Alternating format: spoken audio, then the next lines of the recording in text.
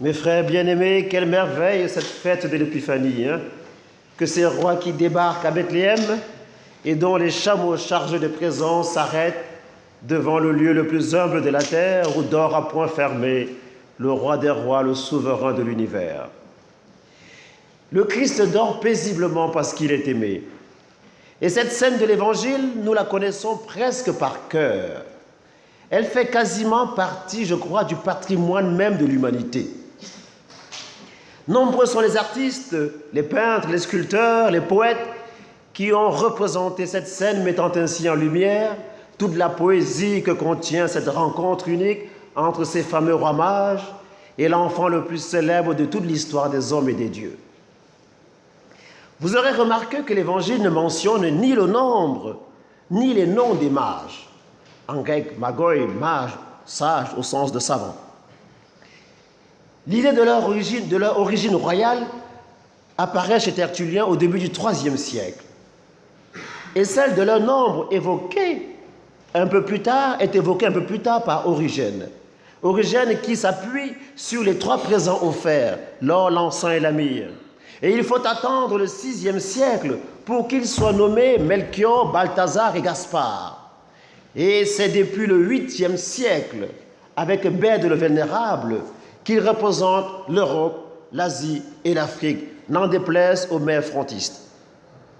Selon Bède le Vénérable, Gaspard est un jeune aux traits asiatiques. C'est lui qui offre l'encens. Melchior, le plus âgé, c'est l'Européen qui offre l'or. Et Balthazar, c'est le noir de service qui offre la myrrhe. Le thème de l'adoration des mages apparaît dès les débuts de l'art chrétien.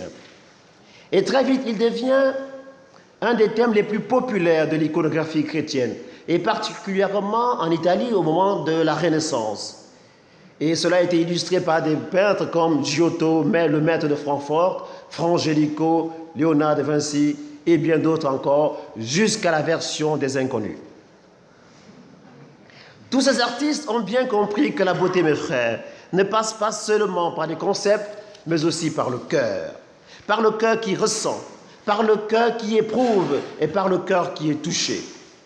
Avec cette scène des mages se dégage l'humilité et la simplicité de Dieu.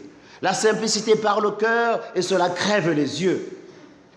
Et Dieu, dans la fête des mages, a choisi de nous enseigner par des gestes qui parlent à notre cœur, à notre sensibilité et aussi à notre intelligence. Avec les mages, nous comprenons que la foi ne pourra descendre dans la vie et saisir toute notre personne que si elle touche un cœur humain dans ses profondeurs.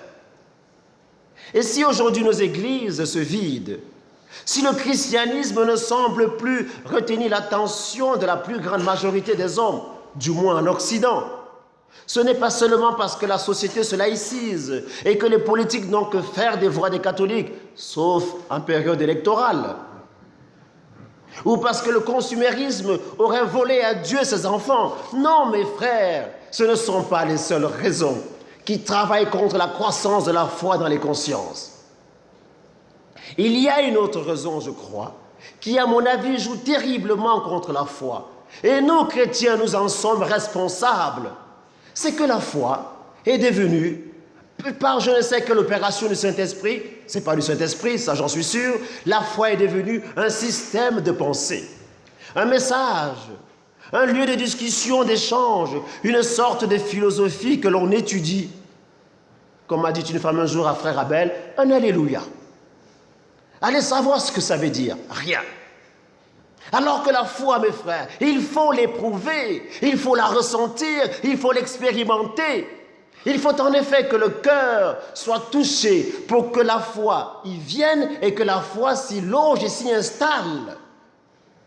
Et pour toucher le cœur, mes frères, et le bouleverser, rien ne vaut que la représentation sensible ou visuelle. Rien ne vaut la force des symboles et la présence de la beauté. Ce qui a longtemps constitué la piété populaire, et c'est là la force d'une crèche. L'homme est aussi fait pour la beauté.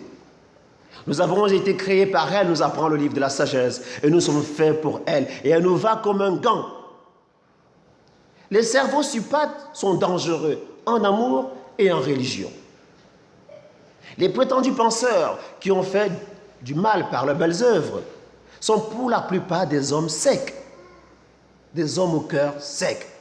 Alors qu'un homme ému, il vaut de l'or. Voilà la vérité qu'il faut dire, mes frères. Car c'est sous le coup de l'émotion, joyeuse ou douloureuse, ressentie même parfois jusqu'à la féerie du rêve, que l'être humain devient fort, inventif et se sent entreprendre les projets les plus fous. La foi, mes frères, elle ne peut structurer un être que quand cet être aura croisé, je crois, dans sa sensibilité, son cœur et son intelligence, la beauté de Dieu. Oui, c'est dans la mesure où l'homme sera ému par Dieu et devant Dieu qu'il deviendra vraiment chrétien et qu'il se mettra à son service jusqu'à risquer sa vie s'il le fallait. Que voulez-vous, mes frères, quand on aime avec ses tripes une personne, qu'il s'agisse d'un être humain ou de Dieu, on est prêt à se faire éventrer pour cet amour. Et ne me dites pas le contraire. Ainsi, la foi sans sensibilité, la foi sans beauté, elle peut aller se rhabiller. Tout ce qui est terne n'attire pas. Tout ce qui est laid rebute. Aujourd'hui, mes frères, il faut peut-être que nous changions notre fusil d'épaule et que nous prenions la décision que nos Eucharisties soient plus belles, plus féeriques, et je ne dis pas pompeuses. Et d'ailleurs, pourquoi même pas? La messe, les chants, les servants, la vêtue du prêtre et même son homélie doivent nous enlever de la terre, au moins pour un moment, et nous faire monter au ciel. Il faut que nos 5 sens soient convoqués à la liturgie. Et qu'en sortant de la messe, nous trouvions que Dieu est beau. La vue doit être sollicitée par la magnificence du lieu où l'on célèbre. C'est pourquoi, je l'avoue, il m'a toujours été un peu difficile de célébrer dans notre chapelle, pourtant que j'aime tant. Certes, elle est pleine d'histoire, mais admettons-le, elle est fade. Heureusement que quand on y rentre dans cette chapelle, on ressent un poids de sainteté, venu de tant de genoux de garçons usés sur ces bancs. Et j'espère qu'un jour, nous nous déciderons de redonner un coup de jeunesse et de beauté à cette chapelle. Mes frères, l'éclat des ciboires, les ornements, les nappes devraient éblouir nos yeux. L'ouïe, notre ouïe, ne devrait pas être heurtée par une mauvaise sonorisation, tiens, par des chants rap-la-pla ou par une prédication soporifique. L'odorat devrait respirer avec bonne odeur, non seulement le parfum de l'encens, mais aussi la beauté des fleurs, et pourquoi pas, je l'espère un jour dans cette chapelle, la bonne cire appliquée sur les bancs. Et même le goût doit être interpellé par la finesse de la petite hostie ou par la qualité du vin utilisé pour l'Eucharistie. Et quand vient la paix du Christ, où nos mains se tendent, mes frères, pour une bonne poignée, où nos corps se rapprochent pour un baiser, le toucher devrait avoir la douceur du divin. Mes frères, la liturgie contient quelque chose de doré, de brillant, de lumineux, qui doit ensoleiller non seulement notre âme et nous transporter en Dieu, mais aussi éclairer même notre semaine. Voilà pourquoi, personnellement, j'aime quand il y a un peu de faste dans la liturgie. J'aime quand, après une messe, je peux ressentir jusque dans ma chair que j'ai célébré les saints mystères. Alors un petit exorcisme s'impose, si vous le souhaitez, si vous le désirez. Et si vous êtes d'accord avec moi, dites Amen. Vous verrez, ça ne tue pas. Esprit de coincé, sors de ce corps. Amen. Esprit qui ne veut pas chanter, sors de ce corps. Amen. On continue. Esprit de spectateur, sors de ce corps. Amen. Et voilà mes frères. Ah oui mes frères, voilà. Et maintenant on peut applaudir Dieu parce qu'il nous a exorcisés. N'ayez pas, ça ne change rien. Et vous voyez mes frères. Ah oui mes frères. Quel est celui qui nous a convaincus que la foi n'est qu'intérieure et ne demande pas d'expression extérieure? Qui est-il celui-là? Qu'on lui torde le cou à jamais. Certes, la foi n'est pas le sensible, mais le sensible n'exclut pas la foi. Car j'aime avec mon cœur et mon corps, avec ma sensibilité et mon affectivité. Peut-être d'ailleurs, ceux d'entre nous qui ont du mal avec l'extériorisation de leur foi ont peut-être aussi du mal en amour avec la tendresse. Malheureusement, mes frères, nos liturgies manquent d'éclat. Nous ne soyons pas assez la forme en prétendant que ce qui compte, c'est le fond. Aujourd'hui, les idées l'emportent et le froid apparaît. Et même dans l'Église, la piété est parfois apparentée à la foi des simples gens. Car les gens sérieux, les intellectuels, eux, sont tout intérieurs. Voilà que nous fêtons les mages. Et les intellectuels, eux, ils savent que c'est un mythe. Voilà que le peuple chante les louanges de Dieu qui a ouvert la mer Rouge. Les intellectuels, eux, ils savent qu'il n'y a jamais eu de mer Rouge ouverte. Voilà que le peuple chante le miracle de Cana. Les intellectuels, eux, savent que ce récit n'a jamais existé, parce que 2000 ans après, on n'a aucune preuve. Au moment où nous chantons le Notre Père, où les simples ouvrent les bras en signe de louange et d'intercession vers Dieu, les intellectuels, eux, estiment à raison que ce n'est pas nécessaire. Ah, mes frères, à force de tout intérioriser, on finit par tout perdre. À force de tuer la piété, on finit par tuer la foi. Nous ne sommes pas des esprits qui prient Dieu. Nous sommes, je dis bien, des charnels qui prient Dieu. Il faut donc que ce Dieu que nous prions saisisse notre cœur, notre intelligence, notre mémoire et notre sensibilité. En vérité, mes frères, notez-le très bien, ce n'est pas la forme des choses que nous atteignons le fond. Tiens, il suffit d'une table bien dressée pour réaliser que nous vivons un moment d'exception. Il suffit d'un petit signe relevant du langage d'un couple pour se rappeler que c'est l'anniversaire de mariage, qu'on ne s'est pas marié l'un contre l'autre, mais l'un avec l'autre. Il suffit d'une rue illuminée par des guirlandes pour se rappeler que c'est Noël. En revanche, enlevez la lumière de cette crèche et Jésus sera moins présent. Il disparaîtra même à nos yeux. Mettez le pape en civil et vous constaterez la chute vertigineuse de la foi. Que je vienne célébrer, moi, en civil, on perdra le sens du sacré. Enlevez aux académiciens leur habit vert et vous verrez qu'ils deviendront mortels. Laissez votre président de la République se balader en scooter et vous tuez la grandeur de la fonction présidentielle. Ah, mes frères, à force de simplifier, sa monture, on finit par ne plus respecter le cheval. On croit démocratiser, mais en vérité, on rabaisse, on vulgarise. Mes frères, la forme est essentielle. Permettez-moi de prendre encore un exemple. Comment je viens habillé à la messe? Est-ce que je remets le short de la veille? Je viens habillé moins beau que si j'allais à la place de la Comédie? Regardons ceux qui vont dans les opéras. Comme ils s'habillent. Les mêmes, tu les revois dimanche à la messe, ils te prônent la simplicité et la désinvolture dans leur tenue. Dans un autre registre, mesdames, plutôt jeunes filles, certes, une femme ne doit pas s'habiller pour séduire, mais elle ne doit pas non plus s'habiller comme un santon qu'on a recouvert tout simplement. Entre une tenue pour séduire et un santon recouvert, il y a moyen d'être belle. Entre la mini-jupe insultante et ridicule et la longue jupe de religieuse en civil, il y a moyen d'être belle. Entre une coiffure provocante et un serre-tête, il y a moyen d'être belle. Comment accepter qu'une de nos filles, à 15, 16, 17 ans, puisse avoir un serre-tête? Vous savez, pour la petite histoire, le serre-tête coupe non seulement la tête en deux, mais aussi le cerveau, laissant ainsi la plus grande part à la partie arrière du cerveau où se loge volontiers l'idéalisation du passé.